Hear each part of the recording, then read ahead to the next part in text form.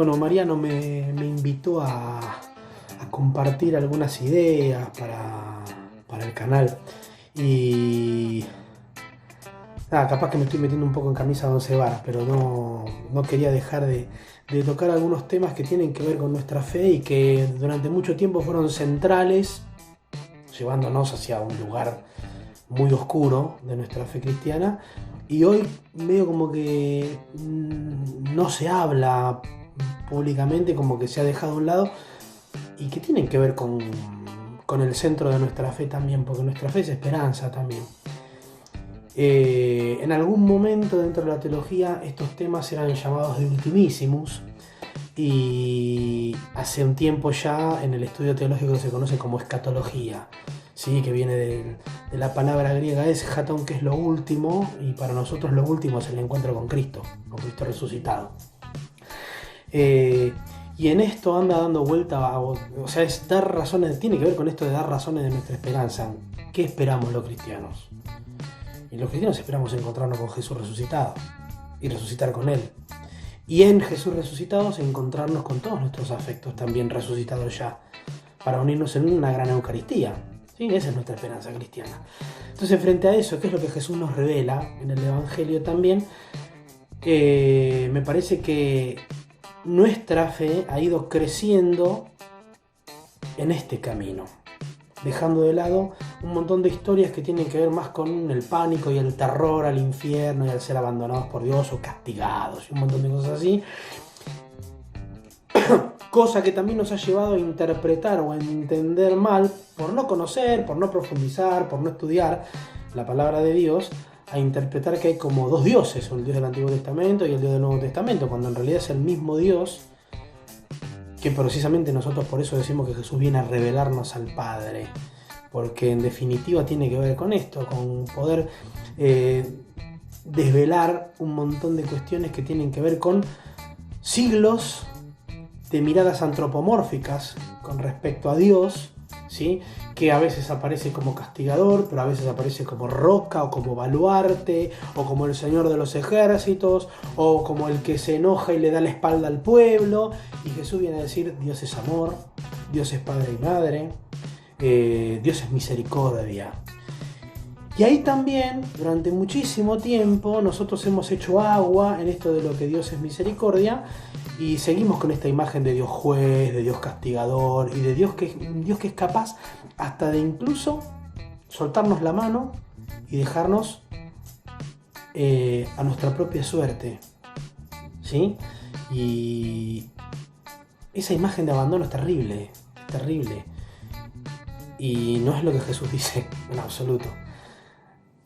Por eso mismo digo, ir al hueso al hueso del Evangelio, como para tratar de reconstruir un poco esa cuestión y de descubrir que esto no es así de ninguna manera.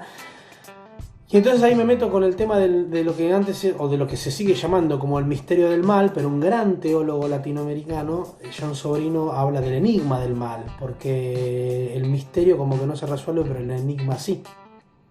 El enigma del mal, que es algo que nos desborda y que nos atraviesa y que está presente en nuestra realidad, en nuestra vida, en la naturaleza, se estrella contra la cruz de Jesús, contra el amor de un Dios que se hace hombre y que es capaz de dar la vida por amor a nosotros. Entonces ahí se resuelve el mal se resuelve con el amor. Y entonces yo pensaba, y me parece que es un camino que tenemos que seguir caminando juntos. ¿Cómo puede ser que un Dios que es amor y que es misericordia haya pensado en un lugar de tormento y de castigo? Si vamos a pensar con esas categorías de lugares, ¿sí? Si te portaste más o menos está el purgatorio, y ahí sufrís un poquito. Si te portaste muy bien, pasás y soplás la velita con los globos al cielo y la fiesta, pidí. Y por otro lado, ese lugar de tormento eterno que es el infierno porque negaste a Dios. Hay gente que no conoce a Dios. ¿Tienen la culpa? Parece que no. Hay gente que las imágenes que ha tenido de Dios, siempre las imágenes de Dios van mediadas por el testimonio de los seres humanos.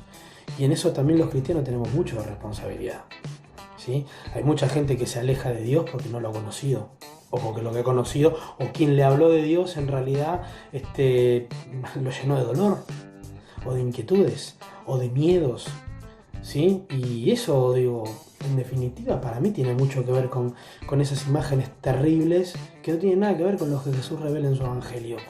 Eso por un lado.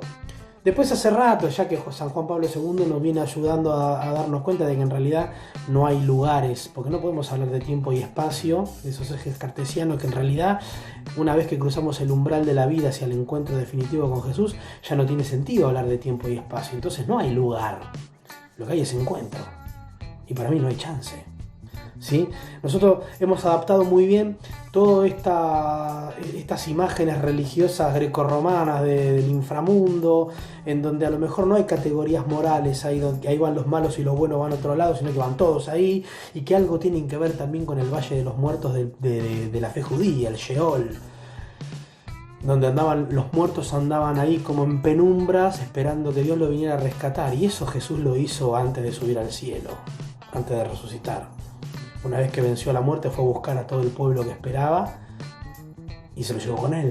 Entonces ya está. Si ese fuese el destino nuestro, no estamos hablando de decir los que nos portamos mal, pero si ese fuera ese destino, Jesús ya lo venció. Eso en primer lugar. Y en segundo lugar, me quería quedar con esto. ¿Puede un Dios misericordioso soltarnos la mano? ¿No va en contra de su propio ser?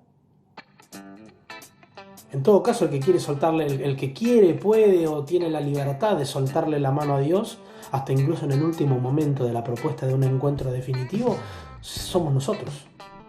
¿Sí? Mi amigo Mariano dice que en realidad incluso Dios, en su amor de padre, hasta avasalla esta libertad. Bueno, es un tema que podríamos seguir discutiendo, ¿no?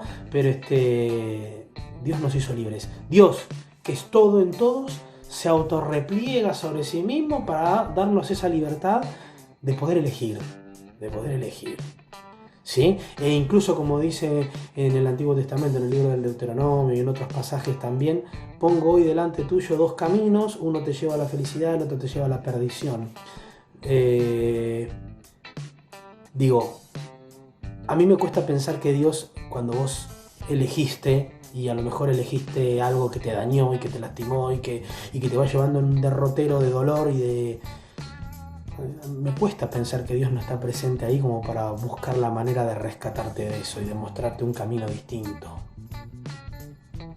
¿Sí?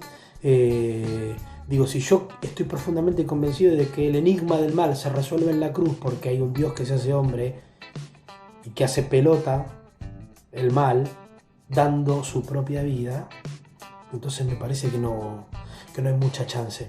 ¿Sí? No me quiero extender mucho más. Para mí la esperanza es el encuentro definitivo con Jesús. Mientras tanto vamos rastreándolo en lo cotidiano, en los afectos, en las pasiones que nos hacen bien, que nos hacen crecer, que nos hacen profundizar en compromisos, en la transformación de una realidad que muchas veces es adversa, dolorosa. Me parece que va un poco por ahí. Ir tratando de descubrir la presencia de un Cristo doliente también entre los pobres, entre los que sufren, entre los enfermos, entre los que se sienten abandonados, entre los que están solos, y tratar de poner luz y esperanza. ¿Sí? Me parece que va un poco por ahí. Esa es la misión de la comunidad, generar esperanza y caminar juntos hacia ese encuentro definitivo.